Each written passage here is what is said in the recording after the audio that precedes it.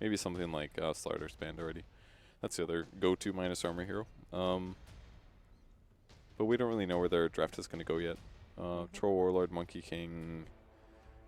I don't think Empire. Empire can go anyway. LGD Forever Young can go anyway. They're going to play it really safe and go Ogres. This definitely looks like a 20-minute roll over them kind of draft. But I feel like these very rarely pay off super hard.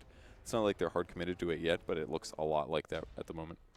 So do you feel like it's less likely as well since we've had 7? what do you mean?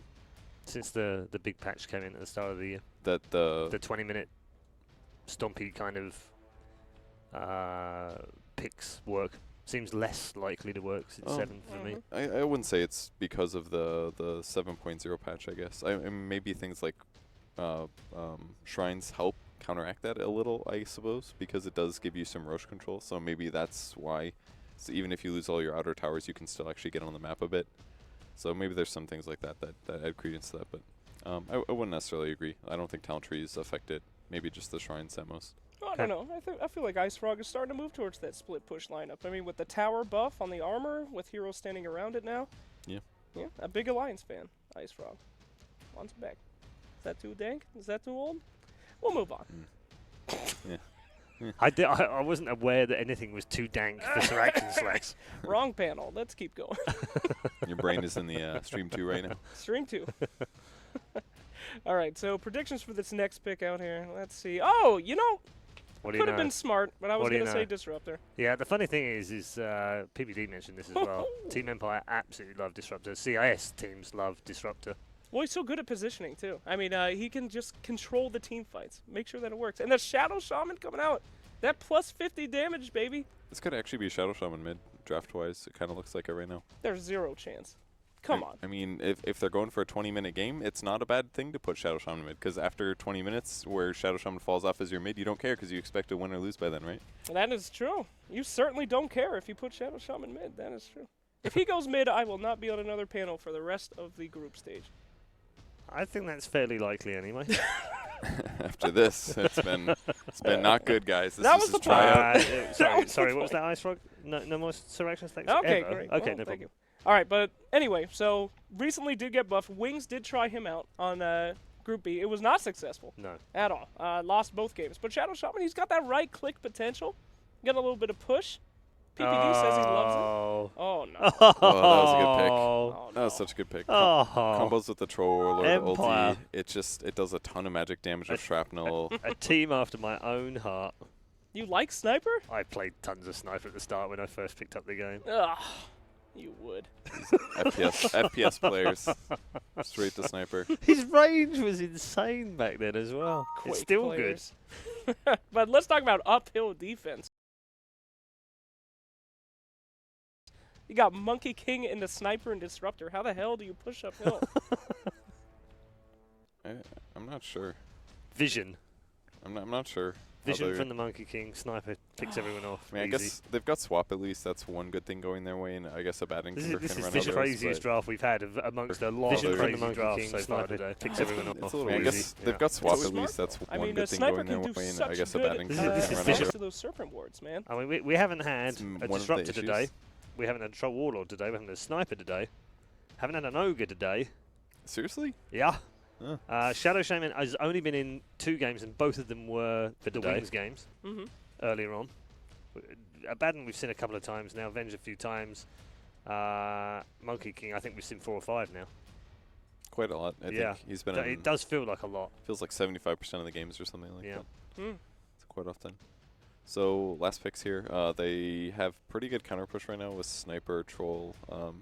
Bat Rider is going to work here. I would say that if you're sitting in high ground and you're trying to defend against the death push, Bat Rider can be good if you can grab somebody like Venge, pull him, and just kill him.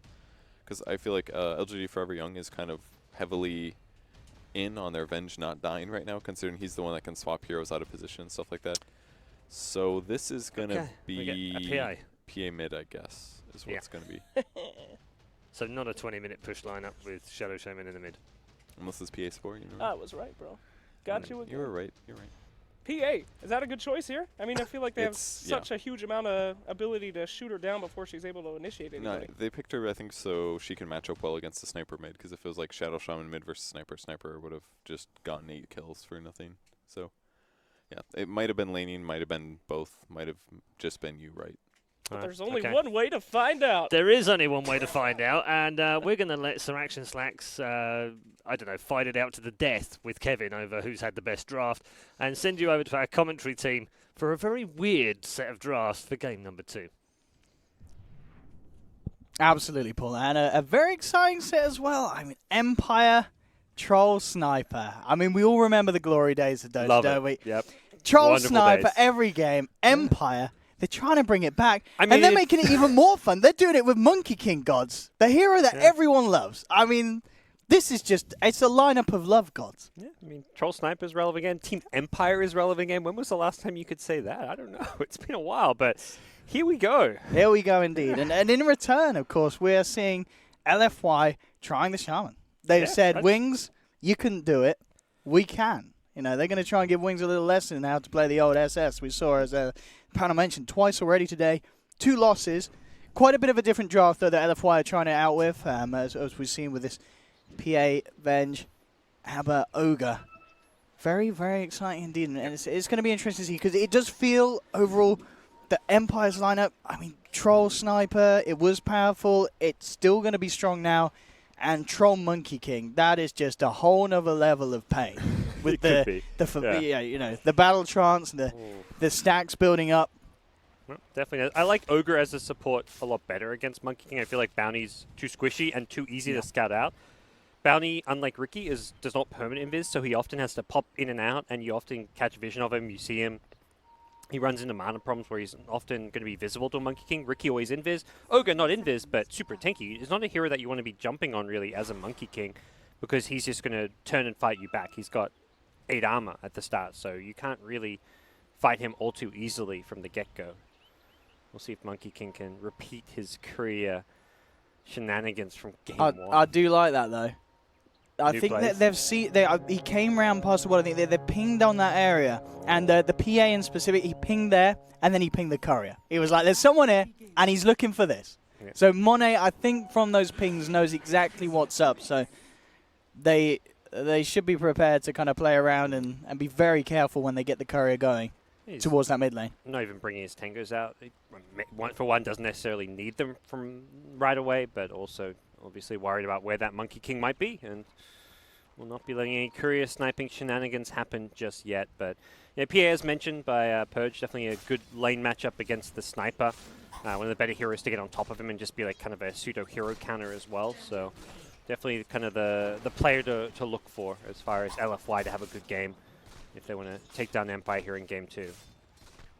And some interesting other lanes as well, as we do see LFY, of course, running the dual lanes, sending White up top to help out GG. And is this necessary? Is this more just to put more pressure on the Troll, really, rather than keeping your off lane alive? I have more pressure. Yeah. Looks like a decision to give PA solo XP as well. I feel like PA in the mid wants to just level up that dagger as fast as possible to beat a hero like Sniper. And I think they're pinging out this tree here at mid. I saw pings coming out from the PA.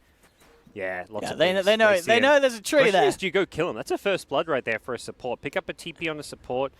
Potentially find a kill early on. Look at this tree go. He's going very, very deep. He's right by tier 4s. You TP in. I guess you're worried if you TP in, he's going to tree dance away and you've wasted TP. So they'll just ignore him. This is wasted time. It's a lot of wasted time. You're playing 5v4 They know what's right up. now. Yeah. You're playing 5v4. You can't use your career until 3 minutes. You're fine with that. No, he's... How long does he... I feel like you shouldn't be trying this 2 games in a row. Like, it works once. Be happy that it worked the first time. Don't try it 2 games in a row. They're pinging him constantly, because I feel like the PA's pinging him and laughing. We've got the... like, look at this idiot. There's the tree cam. He even goes to the trees, hoping that... He sees it. He's watching it. He's like, I want you. Go on, courier. Go on, little chick. What is it? It's one of the chickens, isn't it? Yeah. It's like, come here, chicken. They even see him. Come here, chicken, chicken. They see him on the trees. The Radiant Vision actually spots out the Monkey King currently, so... Even that isn't working. It's not like he's hidden it all. He's going to get it soon. He's not. He's never going to get it. 0% chance. Miposhka. Okay, perhaps he's still in game 1. We need to get him into game 2, someone. Yeah. They just won't use Courier. Look at Monet at mid. He's full HP. He's perfectly fine. Hasn't used a Shrine. He doesn't need the Courier. may start taking some harass now that Sniper's got level 2 shrapnel and is starting to bully him a bit more, but I think if you're LFY, you're just saying, look, let's just chill, wait to use the courier for a bit, and there we go. Monkey King will now go bottom. I'm not sure if he's been spotted yet, but as soon as he's spotted bottom, the courier will go out. That's all you Absolutely, need. yeah. They'll know that it's safe for the old chicken. And they'll get him out of there. And yeah, he's going to try and kick something off. In fact, the Monkey King straight onto Super Boat. Return with the Magic Missile and the Shackle onto the Batrider, but the Firefly's ticking down. Super, he's got 4 stacks on, and one more right-click and Ghost Stick claims the first blood. Turns now around towards LPC, and they will get the second. Does end up costing the Bat his life, but that's a nice bit of involvement, a great bit of involvement from Miposhka. As we saw a lot of AFK time where he wasn't getting anything. Suddenly turns up, gets himself involved in 2 kills, and of course some return, as you mentioned. Monet straight out with the courier usage, but good news for the Monkey King. And that's one of those things where you can look at this like, well, Monkey King just wasted the first 2.5 minutes of the game, yet he still finds a big impact in one of the lanes just by showing up. So this is truly the power of this hero, where at level 1 he's so strong throughout the entire laning stage, and ultimately does find a good kill for his team. PA at mid, though, will be going straight into the fast phase boot, so Sniper will have a tough time in this matchup once those are complete. Bottom lane again, Miposhka with the jump in, and of course with the slows onto LPC, it allows Miposhka to build up those stacks. He'll try for the shackles, but the damage is too much from the Monkey. They take down one, they will lose the Bat once again. But Miposhka should be able to find this. He's got the stacks built up once more. 2 more slaps will do it. There's the first. Reaches round for the second, and Miposhka already at 4 minutes in. He can afford to go AFK for 2 minutes, because suddenly he's been involved in all 4 kills for the side. It's almost like you want your Bat to get the solo XP to get like level 3, because he needed all 3 of those spells, the Napalm, the Firefly, and the Flame Break, to get those kills. So realistically, you want to be missing from the map, giving solo XP to your 2 cores, and then you come into the lane once he's ready to fight. Has Napalm? He had like 4 Napalm stacks in when the Monkey King TP'd. You find those kills, you stick around, get a couple more, and we're going to see very fast phase boots from the Miposhka on this Monkey King. Dangerous stuff. Mid lane, attempting for a bit of a go onto Mono. They did have the glimpse, but they couldn't quite get the vision and set up the close range for King Ayers. It was just level 1 glimpse, so not a great amount of reach he had. Mono will be fine. Does also have the Ogre in the neighborhood. Yeah, this is looking like the kill attempt coming from LFY. Bloodlust the PA, perhaps blink on him with an Ignite, but waiting perhaps for that level 3 on Ogre. He's very, very close, just 1 creep away from it. Bottom lane. And we have, of course, seen Miposhka leave it. Monkey King's back to base, looking potentially towards mid indeed. TP's across. Realizes with the Ogre in, they're going to go to look aggressive. The kinetic field to trap Monet, and here comes the Monkey with the stun to set up. There's the glimpse back, was held on beautifully by King Eye. Said that FN's actually in a bit of trouble here. Monet nearly takes him down, but won't quite get it, as Empire do have the damage to bring him out. And we're just seeing there some of the kind of the great CIS control with that disruptor. You know, heard PPD talk about it earlier, how these teams are very, very good with the disruptor, and just great use there and performance, making sure that he uses all the spells at the right time to get the control that they need. Yeah, they had the high ground ward. They saw everything coming. And Sniper, he didn't get caught by surprise there. He was ready. He let the PA jump on top of him. Oh, yeah. Just so the Disruptor could TP, or the Monkey King could TP in and turn it around. And hey, they still the Shrine you use. So Batrider trades some harass at bottom, Shrine's up with the Sniper. So FM will hit level 6 at a very decent time here with those early kills. And things looking fantastic for Empire here in the early game. Mid lane, FN. Got vision. Oh, Can with they the glimpse? long stun, they... No, it's on cooldown actually.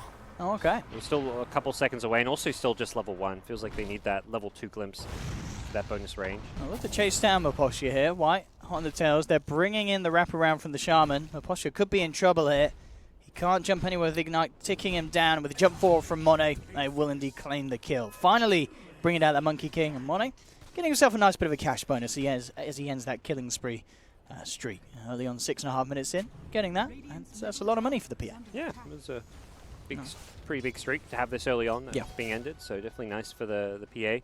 Now gets to level 6, so we'll see a lot more kill potential coming out there, and that's where Sniper's actually fallen back in the jungle. Not really a lane. Wait, what's he queuing up? He's queued up Hood on the PA. I'm not sure if... I always is that... I've started like second guessing. Is he trolling us? No, it's not a terrible is item. You like that phase into Hood? It's not bad. It's like the same reason you go like phase in the Vanguard. It's just like a cheap, cost-effective survivability item. Bottom lane, Empire this time the ones in trouble. They tried to make it go. Super's falling low, but with the turn up from Monet, They will get themselves both kills. As again, they are losing this Venge though. You've got to remember, it is their safe lane LFY.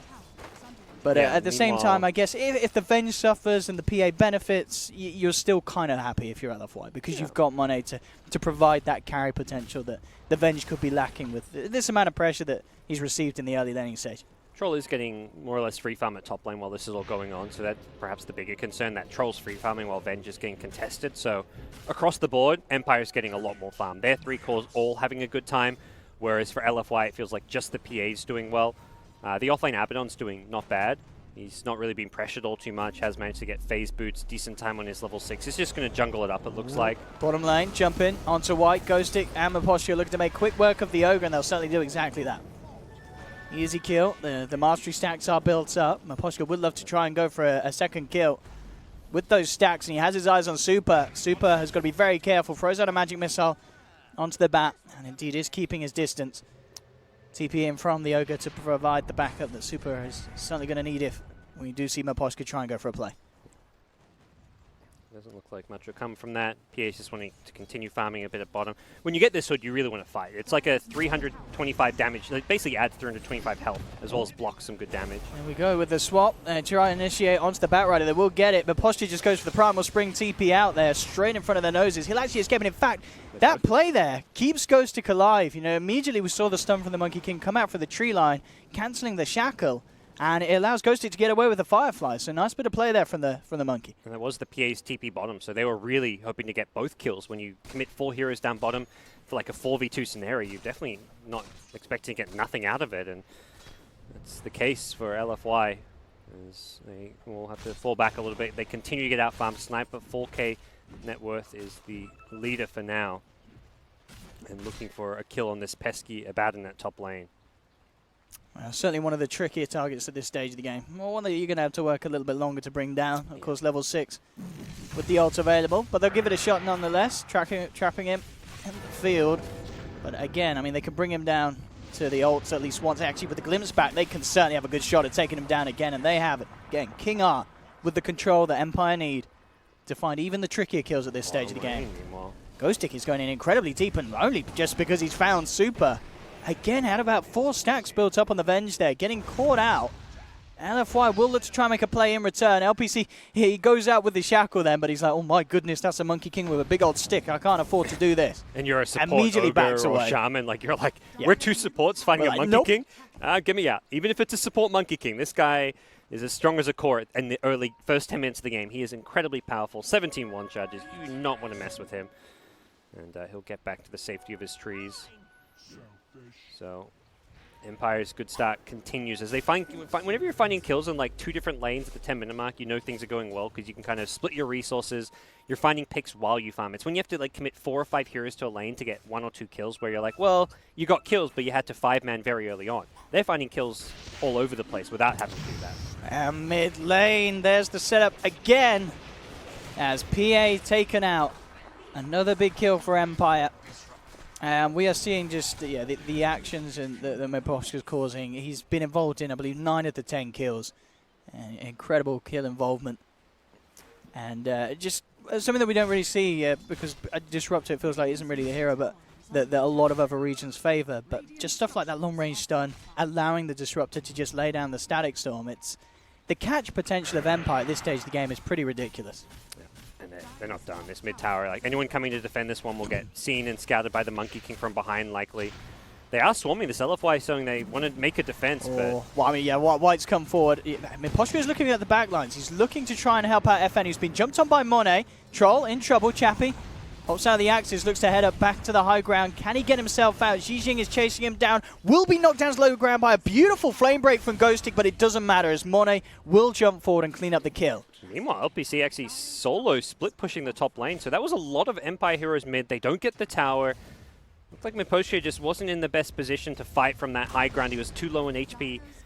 He felt like to probably throw an ultimate and he'll just scurry himself out of there. So good sequence of events for LFY, getting the tower, taking a key kill, and getting a secondary tower at mid.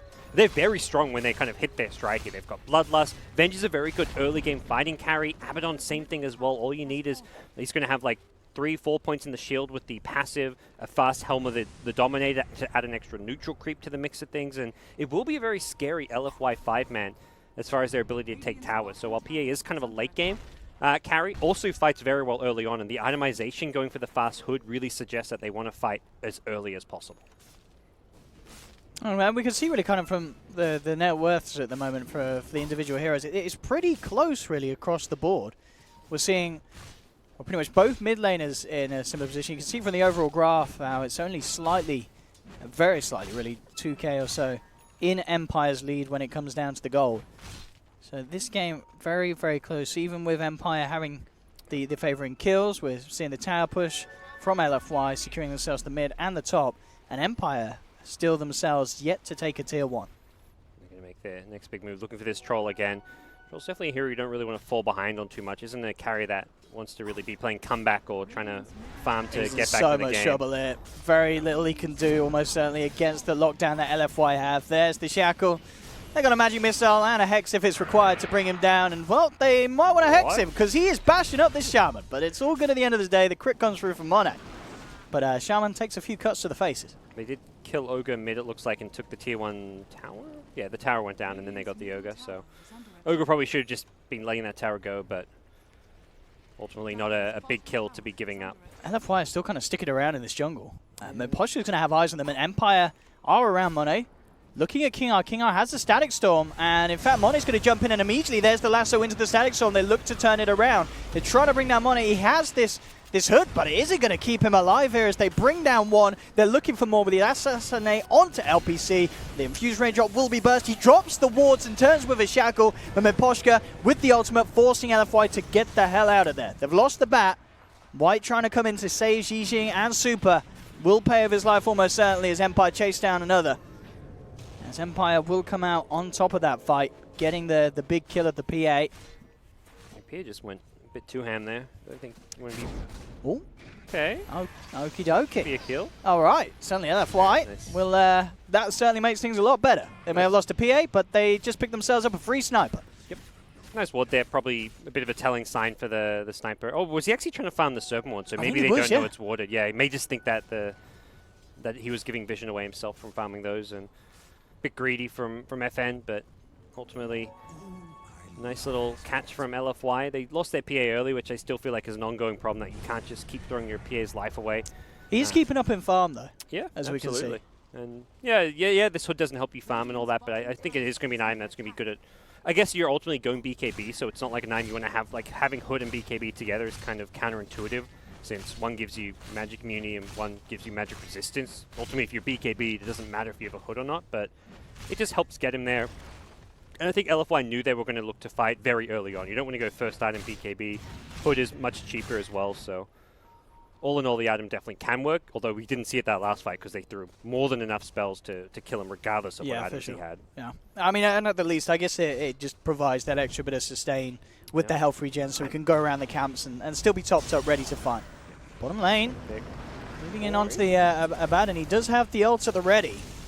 And TPs are coming through to the tier 1s here, so Empire have to be a bit careful how heavy they go in on this one. Venge has turned up, and they will try for the glimpse back into the Assassinate. Chappie coming forward as well, trying to close the gap. It hits the slow out, but Super's there with the save.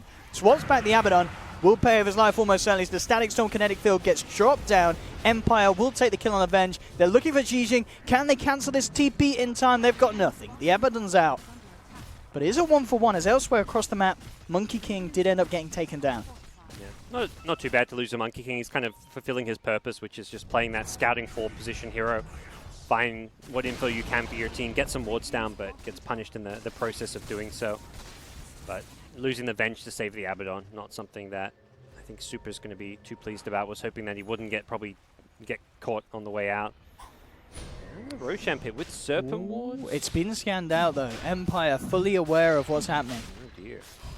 The Serpent Ward's going down. down. How quick can they do it? They're shining up and everything. Do they have a smoke on themselves?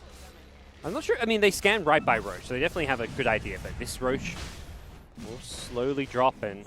I mean, Monkey King can get the vision. They see him with the Radiant Observer Ward, though, I believe. He's going to throw the stun in. Will be purged up by the Purge Creep. Jumps across.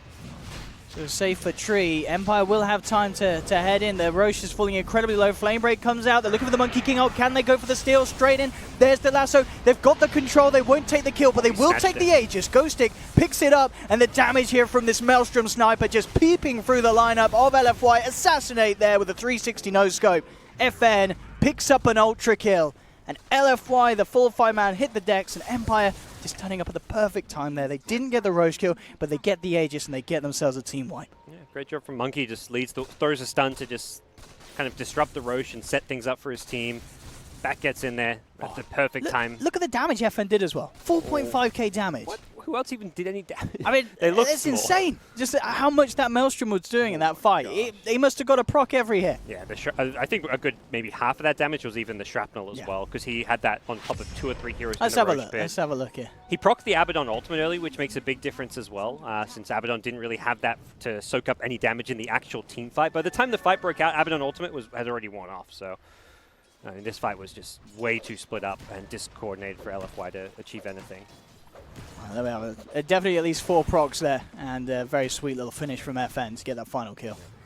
Sniper doing a hell of a lot of work there. And the panel kind of talked up as well, the sniper pick. They felt it was a strong lineup to pick the sniper against, and it's certainly showing in fights like that where it's very hard for them to really close the gap on him when he's behind the rest of his team. I mean, how do you get past the frontliners of Empire when there's a troll there throwing axes around? You've got him to worry about first, and FN's just sitting on the back having a great time. Yeah, Chappie's not even pretending to be a carry this game. He's gone for a Vlad's first. He's like, yeah, all right, I'll just beef up my sniper and just make myself as tanky as possible. Oh, look at this, yeah, Empire with the classic CIS moves where they just dive up to the tier 3s and get a free pick. Nicely done. You've got to come back and defend LFY. Your base, bro. This is not a favorable trade for you. They're trying the tier 1 for Fountain trade. Let's see if it works. Now they come back. LPC drops the wards immediately. It's money for Sniper, perhaps. Those will drop very quickly and not really sure. I mean, it's time they're hitting the wards and not the tier 3 tower. That's the benefit of that. But they're still pushing on LFY. I mean, they're onto the tier 2. But this top lane's in a lot of trouble here. As the ult comes out, they'll swap Super back in, but immediate stun, in fact, onto the Monkey King. He got him way too aggressively. That's going to be one out. LFY now look towards Ghostic. Ghostic in trouble as well. The 3-man static Summer Connect field. Again, though, this control allowing FN to sit there peeping away, taking down LFY. There's the Assassinate flying through. Triple kill for FN once again. This man with his sniper. Some absolutely sick AWPing from FN this game. And he is out of there as well as the rest of the boys. They've taken the racks. I don't know if his TP was cancelled or if he just didn't go for the TP because he felt like it was a lost cause. He was bottom split pushing the entire time. Got some damage on a tier 3 tower. Oh, hey, they've spotted him. Yeah. They've scanned him out. Hello, Abaddon. And goodbye, Abaddon. As Monkey King has arrived, and as we're seeing, there's... phase on through. Oh, no. The Dukes. Oh, no, he's gone. He's got another phase? Don't kill me, please. Please, I have a team. I have a family. We don't care. Says Empires. They bring him down. 24-12. 20.5 minutes in. Game 2 is certainly looking a bit more brutal for LF1 than Game 1 was. Yeah, this is turning into a big stomp very quickly. FN Sniper has just gone completely out of control this game. Some really good Monkey King rotations. Disruptor, same thing as well. Oh, and he's just a few hundred gold away from Silver Edge. That is a huge nightmare for this PA. Good luck playing PA into that. I mean, he's got the hood. He has got the hood, right. I mean, we're seeing some kind of phase into interesting builds, I feel, from LFY. We had the phase into Shadowblade in Game 1, and now the phase into Hood in Game 2. Different players, though, of course. Monet and Super. No, I say that. Actually, no, it was Monet both times. Yeah, he went from playing carry jug to playing mid PA this game. They were like, after Game 1, like, right, we're not playing your safe lane because you built phase into Shadowblade. And he's like, well, I'm going to build phase into Hood in the mid lane. What are you going to do now about that? But Empire certainly loving how this game is going as they take a tier 2 down on the bottom lane. It's always tough to itemize against lineups where there's heavy physical damage. Where it's the heavy physical with the Troll Sniper, the Monkey King ultimate, but early on it's like the Bat Rider, the Shrapnel, the Assassinate, the Disruptor. These things do a lot more damage early on, so one last hurrah, I believe, from LFY. This does feel like a all-in kind of play. They are looking to go a bit late game. Abaddon's queued up a Radiance, but got to get there first. I'll see if they can find it, LFY. Spot up, Ghost Stick. Oh, he gets hit by the house, I believe.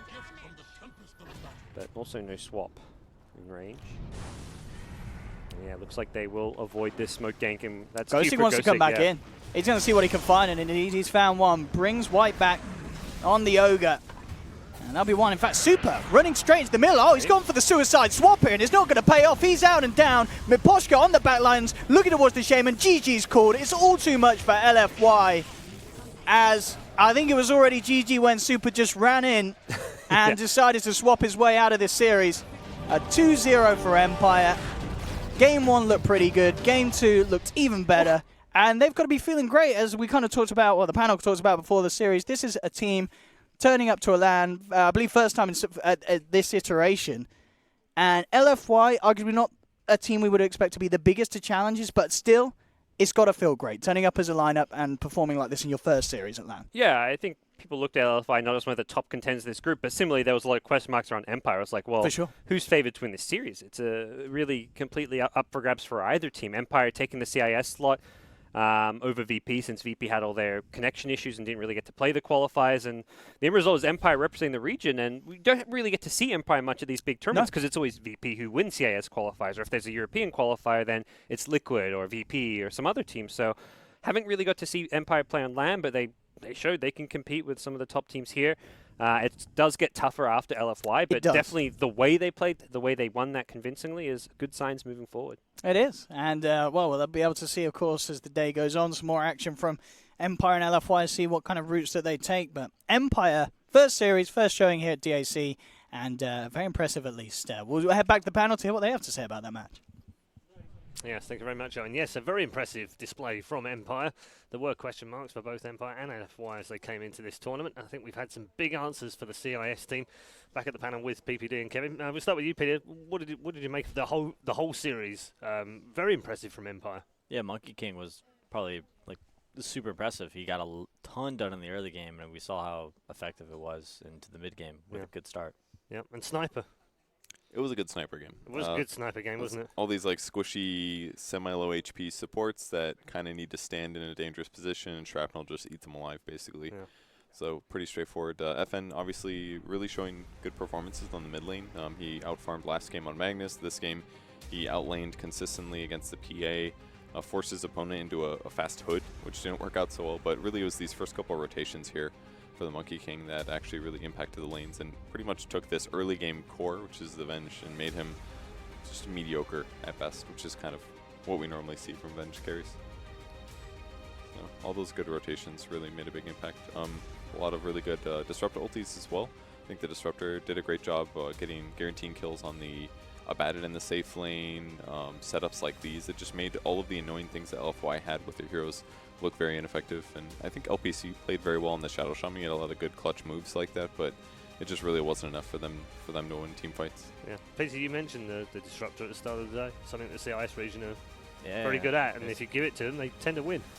Yeah, I'm not sure what it is about the hero. It's just like they like running at you, and it's really hard to run away from Disruptor. So this is the crucial fight here. Lots of shrapnel hitting everybody.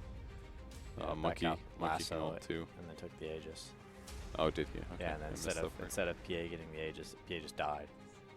Yeah, I don't know. The hood build was maybe not the way to go, but it's tough against Sniper. They really got kind of screwed by the picks there. The nice swap there to break Monkey King ulti, but every time it's your core Venge who's now trying to desperately run away. This is the third game that I've seen a Chinese team pick Shadow Shaman, and they've all lost. Yeah, Wings were the first two. I think this one looked okay to me, actually. I think LPC played quite well. There was, at the beginning of the game, around 10 to 12 minutes or something, he went top to split push while his team took a fight mid, and he actually had his own tier 1. Moves like that, I think, are really effective. I just think it wasn't the best Shadow Shaman game. Like, against a sniper, that's just not a matchup you want to play. The other heroes were just, weren't very good either. I mean, Ogre's, I think a hero that's fallen out of favor just a little bit, because there's just, better kind of 4 positions. Yeah. And the PA picking, PA is pick the PA into